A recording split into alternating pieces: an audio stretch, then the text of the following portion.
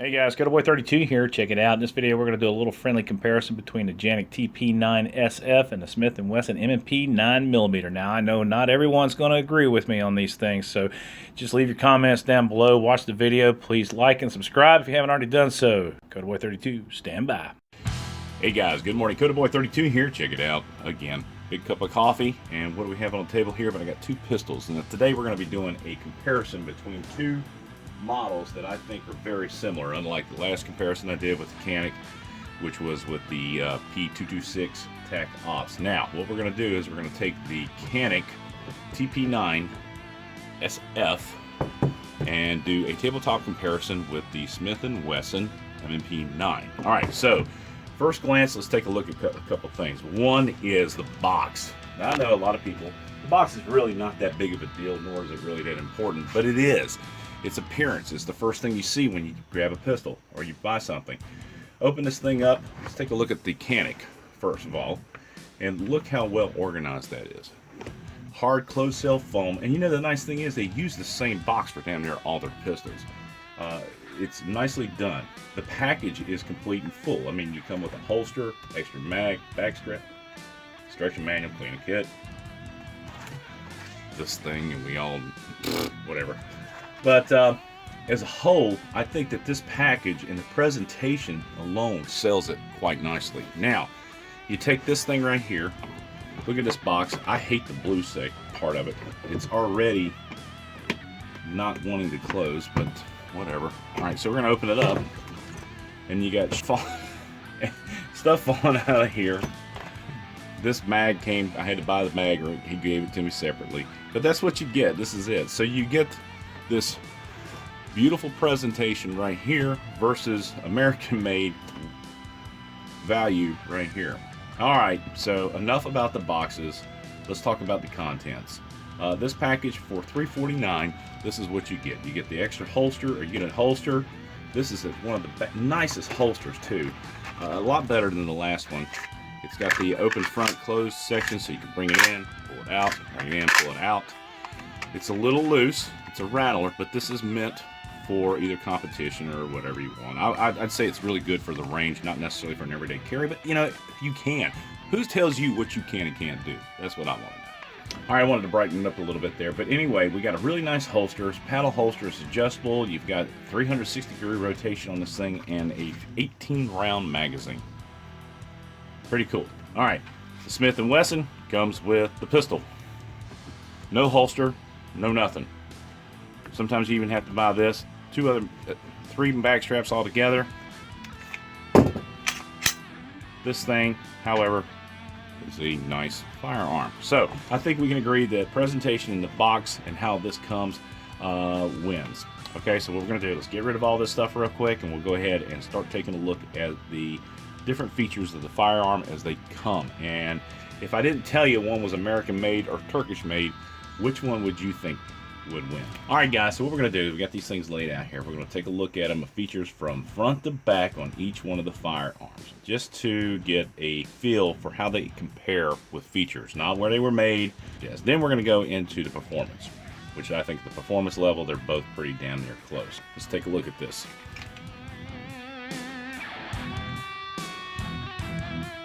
Front to back, you got 3-dot sights. The Canik has that one little center line right there, so I'm thinking that the advantage probably will go with the Canik. Now the dots on the Smith & Wesson are just a tad larger. Oh, somebody break it loose on a motorcycle. But I don't think that's going to make a big difference in the heat of battle. So on the back side, you've got a plate cover for the striker. Go ahead and put that down. Release. Now on the release for the Smith & Wesson, it is ambidextrous. So on the release, Smith & Wesson wins. Striker fire indicator on the Canik, nothing on the Smith & Wesson. On a beaver tail, and you know how much I love beaver tails, you can tell the beaver tail is a little further extended on the Smith & Wesson. It's adequate on the Canik. Let's take a look at the profiles. They're very similar indeed. Now I think that the texturing on these grips, this dippling, I don't like. I really don't. One of the things I did on the SA is I went ahead and stippled the thing all the way down. These tend to irritate my hand. The grip on the Smith & Wesson is a little shorter in stature than the Canik. For my hands, I think the Canik grip, I don't know, man. Just because this lip right here is a little shorter, I'm not particularly a big fan of that. That's the only thing I believe that I don't like personally about the Smith & Wesson M&P is that my hand right there, here, this irritates this portion of my pinky, and this section right here irritates this part of my finger right there. Nothing that's going to be a deal breaker, but it's something that continues shooting. I swear to God, man, I get a good purchase up on that thing, and that little niche right there irritates me to no end. So that could become a problem down the road. I mean, like I said, not a deal breaker, but it could be a problem. All right, let's talk about mag release. Both of them can be reversed like this. Works just fine. Works just fine. Each one, I think I don't have a problem with either one of them. I would say, comparatively speaking, the Canik probably wins on that one. All right, talk about trigger guard. No serrations on this one. Again, like I said, this is the part that irritates my finger. The trigger guard is not extended. This one is. So I'd almost have to give the advantage of the Canik to this thing right here. Let's talk about triggers themselves. The trigger on this one has got the trigger safety here built in, as you can see. Click that. Travel. Smith & Wesson has the hinge safety trigger, like that. Travel. All right, so talking about triggers, let's go ahead and do a pull test on either one of them. We can get that thing to pull in there.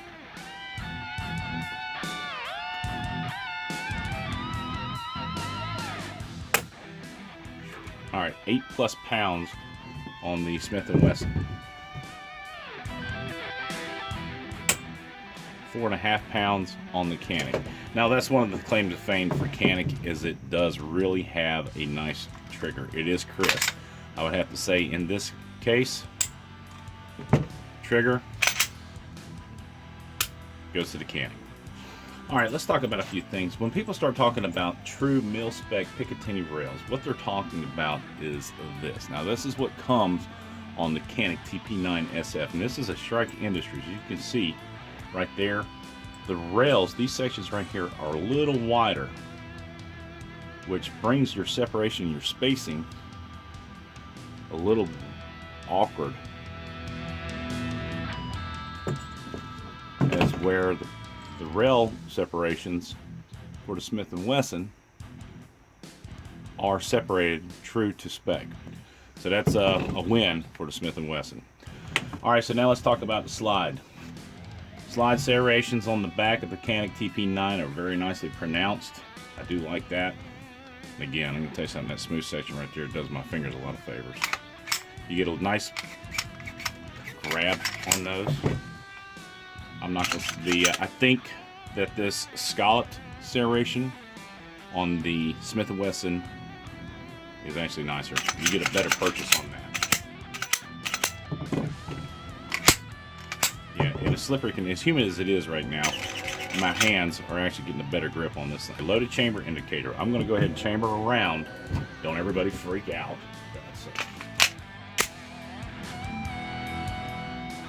You want to see down there? That is what you call a loaded chamber indicator. Is this little peep window right here.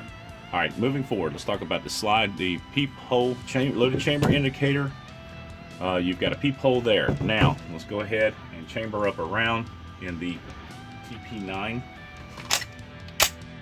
So, the loaded chamber indicator is not only visible, but it's physical. So you can reach down there with your finger, and while it's holstered, this is exposed, so you know you have a chambered around.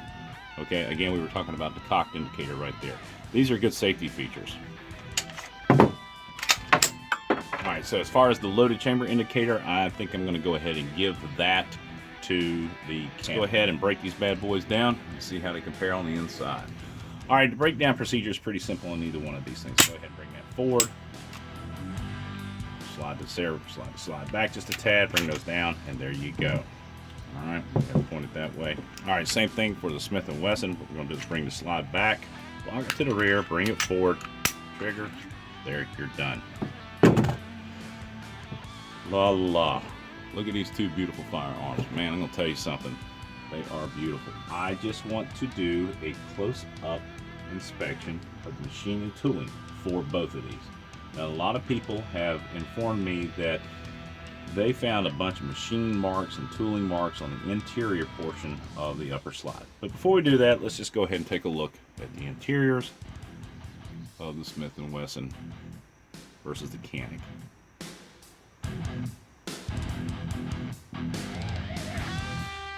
Both of them have metal steel guide rails right there and there. They're implanted. Let's see. And feeling these two, they're very similar, but again, that damn thing right there. Ugh. Let's just look at a couple things here real quickly. Both of them have stainless steel uppers. Both of the guide rails are, and the guide rods and the springs are captured. They both have the flat springs. Both guide rods are metal. Looking at the comparison and how both of these fit top to bottom.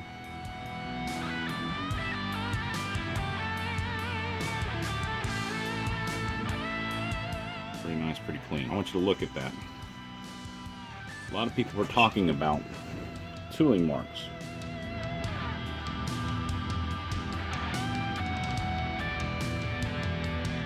Let's take a look at the wear from the top.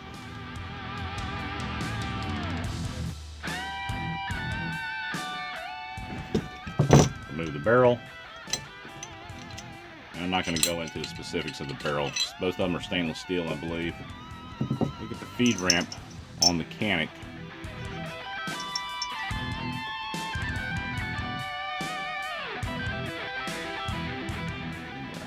Side by side photo. Let's get that out of the way there. Barrel on the Canik is about a 1/4 inch longer.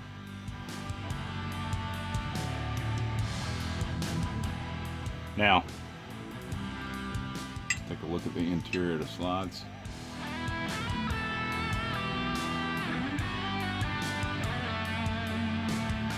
I would say this is where the Smith & Wesson shines, probably a little bit better than the Canik. Alright, go ahead and reassemble the bad boys. Actually, I think the reassembly for the Canik's a little easier. Alright, so let's talk about a couple things. Magazine capacity. So the Smith & Wesson comes with a magazine. Everybody makes aftermarket magazines, extra capacity, whatever. Magazine capacity for the standard Smith & Wesson is 17. The standard magazine capacity for the Canik is 18. So, well, of course, if you're going to go off of rounds, the Canik wins. Alright, so let's talk about cost of magazines. Guys, you can get these on Cheaper Than Dirt for $24.99. Smith & Wesson, you tell me. I don't have a whole lot of experience, but I haven't seen a whole lot of deals on these things. I saw Magazine Warehouse had a deal where if you bought 10 of them, you got them for 25 bucks. These boys are expensive. Let's talk about weight real quickly, guys. Here we go. Let's see if I can put that up there. All right, the Canik, empty. 1 pound, 10.2 ounces. Smith & Wesson, 1 pound, 8.5 ounces. So there you go. There's the difference right there. And I'm not going to measure them with the ammunition in them. All right, guys, so the overall assessment, let's talk about this thing. We've got a bunch of different values. You've got $349 for this thing, about $450 for the Smith & Wesson. You're made in Turkey on this one. You've got your Smith & Wesson made in America right here, Springfield, Massachusetts. So, you know, your American made foreign made. A lot of people have a lot of things to weigh in when it comes to that. Secondly, let's talk about the quality. Know that this is a Cerakote finish. This is a blue finish here. I think this finish is going to maintain itself a lot longer than the Cerakote finish. A lot of people are having issues with it falling or cracking or whatever. I don't know, man. I think, in my personal opinion, the Canik is probably a more suitable firearm for military or law enforcement, but everybody, and again, everybody uses these as well. My wife loves the way this grip feels in her hand. I'm not a big fan of it. I like the way this feels in my hand. It's a bigger grip, but I don't like the stippling. Aftermarket, you're going to have a ton of items for the Smith & Wesson. It's been around for years. This guy right here, she's a newcomer, so there's not a lot of aftermarket items out there. Even finding aftermarket holsters is an ordeal. All right, so with that being said, guys, let me know what your thoughts are on these two. I love them both equally. They're like my children. It's hard to pick which one I want to take out. I wanted a Smith & Wesson M&P for the longest time just because it is a staple. It's like the Glock, but it's not a Glock. This guy right here smokes a Glock all day long. A lot of people don't know this is the best kept secret, I think, in the market. All right, guys, with that being said, support the boys in blue. Support the boys in blue. Support the boys in blue. Always. God bless America. God bless those men and women in uniform 24/7 for our freedom, because freedom is not free. Hope you enjoyed this video. If you haven't already done so, please like and subscribe. And let me know what your thoughts are on these things. CodaBoy32 out.